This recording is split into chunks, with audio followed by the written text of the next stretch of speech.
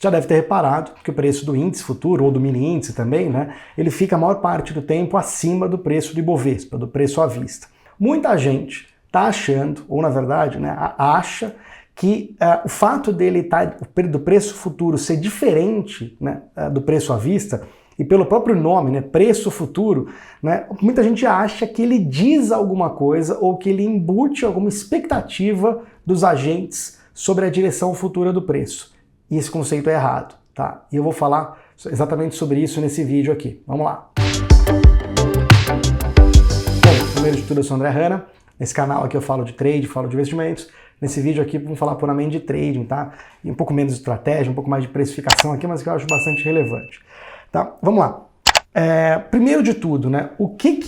Como é que é precificado? Tá? Por que o preço do à vista é diferente do futuro? Onde nasce a precificação e por aí vai? Tá? A gente está falando aqui de ações, do Ibovespa e do índice futuro. Tá? Você tem um Ibovespa, que ele na verdade é uma carteira composta por algumas ações, hoje está 88 ações, tem uma metodologia para as ações fazerem parte desse índice, para elas serem elegíveis a entrar no índice, e elas são ponderadas por market cap, por tamanho de mercado, para ver que peso que essas que passaram, né, no teste de elegibilidade vão ter de peso no Ibov. E é assim que esse peso, né, de cada ação é definida. Vale tem X%, Petro X%, B3 X%, e aí vai.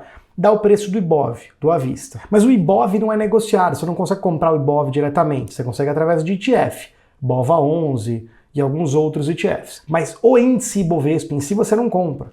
Tá? Mas existe um mercado futuro do Ibov, que se chama índice futuro, tem o padrão e o mini contrato. E você já deve ter visto que ele costuma ficar acima do Ibovespa. Por que ele fica acima? Tá?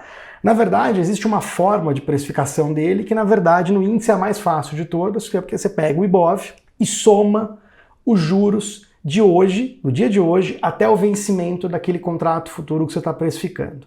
Em teoria, isso vai dar o preço teórico que aquele índice futuro deveria estar. Ele sempre está no teórico? Não. Ele pode estar acima, é muito raro, tá? Muito raro, ele está acima do preço teórico, eu vou explicar por quê. Ele costuma ficar um pouco abaixo. Por quê? Tá? E por que ele não fica igual? Porque o índice futuro, ele tem oferta e demanda, né? Ele anda por vida própria, e ele tem, aquele anda por vida própria, ele pode andar por vida própria, ele pode chegar alguém e clicar um dedo gordo ali, comprar muito e vender muito, vai deslocar o preço do índice futuro. E o Ibov, como é que ele vem? Ele vem por uma operação de, vamos dizer, arbitragem, chamada de cash and carry, que na verdade é a diferença entre o à vista e o futuro, porque é um operacional de juros. Eu gravei um vídeo falando sobre isso algumas semanas atrás, tá? Basicamente, por que essa é uma operação de juros? Porque basicamente, apesar do índice futuro ter vida própria, né, todo dia o ajuste dele é calculado na média dos últimos 15 minutos de negócio do índice futuro.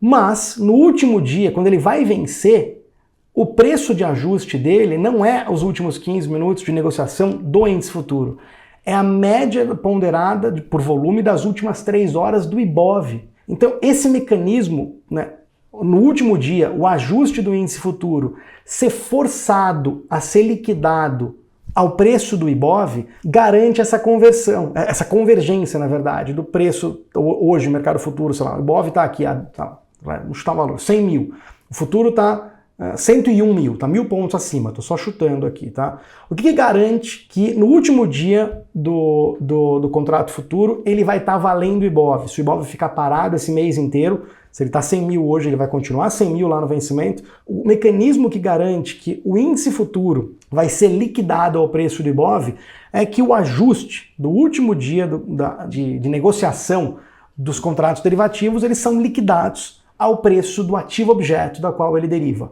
Tá? Nesse caso, do Ibov, a média ponderada das últimas 3 horas do Ibov.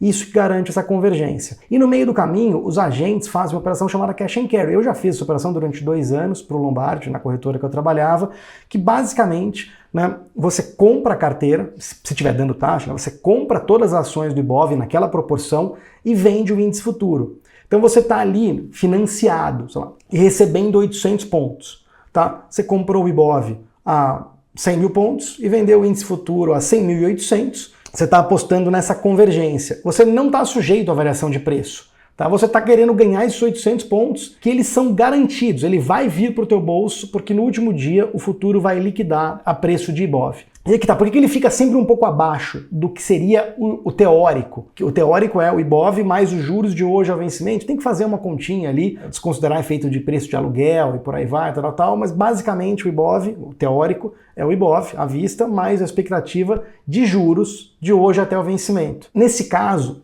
se você conseguisse fazer essa operação, né, e o mercado estivesse precificando certinho, você pega pelos contratos futuros, sei lá, o mercado está embutindo que de hoje até o vencimento, o próximo vencimento do índice futuro tem 2% de juros, né, nesse intervalo de tempo, nesses próximos 2 meses, a curva de DI fala que tem 2% de juros. Tá? Você pega o Ibov a 100 mil, soma 2%, tá? Teria que dar ali o índice futuro 100 mil mais 2%. Chutando aqui, tá? Bem chutando mesmo. Seria 102 mil pontos, né? 100 mil mais 2%, grosseiramente, você teria esses 2 mil pontos para capturar nos próximos 2 meses, grosseiramente. Se o mercado estivesse precificando desse jeito bonitinho, você estaria conseguindo fazer uma operação para ganhar 100% do CDI. Você comprava Ibov a 100 mil e vendia o índice futuro a 102 mil pontos, esperava vencer, e você ganhava 100% do CDI nesse período de 2 meses. O mercado faz muito essa operação, porque ela tinha vantagens fiscais.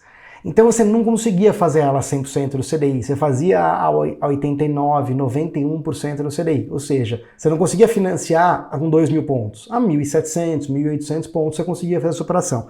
E ela vai, quanto mais perto vai chegando do vencimento, menos juros de hoje ao vencimento. Não juros diários, mas menos juros na magnitude.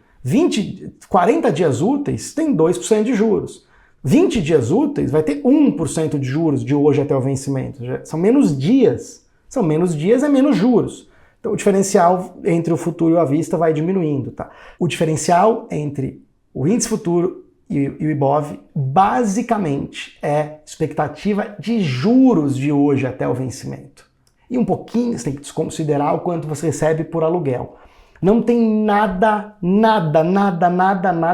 falando sobre expectativa futura de se Ibov vai subir ou vai cair, se a bolsa ou o próprio índice futuro vai estar mais alto ou mais baixo no futuro. O nome confunde, né? Você está operando no mercado futuro, mas você está operando agora. Tá? E o preço está mais alto por quê?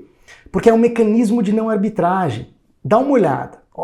Olha que conta maluca que eu vou falar para você agora aqui. Você acha que é diferente? Você decidiu fazer uma exposição, ou como física, ou num fundo de investimentos, você decidiu fazer uma exposição comprada em Ibov. Você acha que tem diferença fazer ela comprando ETF ou comprando todas as ações, né?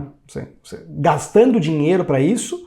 Tem diferença fazer isso comprando todas as ações do Ibov ou um ETF ou comprar o mercado futuro? Você acha que tem diferença ou elas são idênticas? Olha aqui. Quando você compra todas as ações ou o próprio ETF, você comprou R$1 milhão. Você tem que desembolsar esse R$1 milhão. Ele sai do teu bolso. E se ele sai do teu bolso, tem um negócio que chama custo de oportunidade. Você poderia estar ganhando CDI. De novo, ninguém tira o dinheiro do CDI, da taxa livre de risco do Brasil, para comprar alguma coisa se não acha que vai ganhar mais do que o CDI. Ninguém. Só louco. Ou seja, quando você tira o teu dinheiro e compra alguma coisa e desencaixa, você tem um desencaixe, ele sai do teu bolso, você pagou por aquilo, ele poderia estar rendendo o CDI. Então, ele tem um custo. Ele tem um custo. Você tirar aquele 1 milhão e comprar Ibov, todas as ações do Ibovespa, está te custando CDI no período. Quando você vai comprar índice futuro, você tem uma margenzinha muito baixa para passar posicionado. Você não precisa ter R$1 milhão. Com muito menos dinheiro, você consegue se expor numa magnitude de lotes no mercado futuro que teria uma equivalência a R$1 milhão. Então você não precisa ter 1 milhão na conta. Você, por efeito da alavancagem, com uma margem muito baixa, você consegue se expor de maneira equivalente, com muito menos dinheiro. Aí você fala, André, então, putz, se eu não estou gastando, né, para comprar, é muito melhor eu ir lá e comprar o futuro, porque eu não preciso desembolsar esse 1 milhão e continua com 1 milhão no CDI. É, lindão. Só que quando você compra o futuro, você está pagando juros embutido no contrato. A passagem do tempo vai corroendo o preço do futuro até ele virar o Ibov daqui 2 meses. É, meu amigo, isso chama mecanismo de não arbitragem. Duvido que alguém tenha te falado sobre isso. Então, esse mecanismo de não arbitragem é o que tenta fazer ser indiferente você fazer uma aposta de prazo maior, desencaixando dinheiro e comprando o mercado à vista, ou fazendo uma aposta no mercado futuro e desencaixando pouco dinheiro só para margem, mas você está pagando carry, você está pagando juros, porque o contrato futuro ele é negociado no à vista, que é o que você quis comprar, mais juros. Vai passando o tempo, esses juros vai caindo, o preço do futuro vai vindo e convergindo até ele virar IBOV no último dia de negociação daquele contrato. Então você está pagando juros, de qualquer jeito. Isso é o mecanismo da não arbitragem. Por que eu falei tudo isso aqui? Tá? Porque não tem expectativa futura embutida no preço do mercado futuro. Não tem. Pode ter pontualmente por oferta e demanda, mas não tem.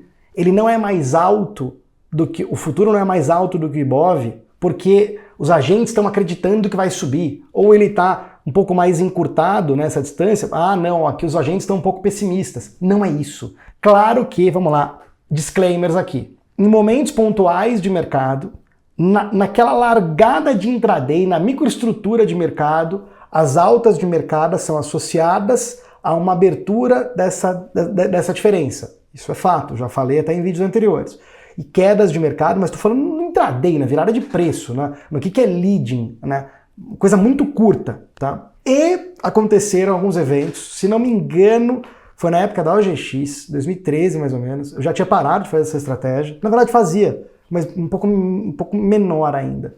Eu não lembro exatamente se foi 2013, 11. Tinha, acho que foi um pouco antes, tinha a OGX estava tipo desabando, e você teve uma época em que o futuro ele ficou pouquíssimo acima do IBOV por um longo período de tempo. E tinha uma suposição muito grande ali, se poderia, por exemplo, ser hedge do próprio Eike Batista, na verdade vendendo muito o índice futuro, porque a OGX tinha um peso muito relevante, ele não podia vender a OGX, e ele se protegeria no futuro. Uma parte pode ter sido isso, e uma outra parte foi uma medida, né, de IOF, eu não lembro exatamente, uma medida fiscal, uma arrecadatória do governo, que ela encarecia o investimento estrangeiro na renda fixa local, via título direto.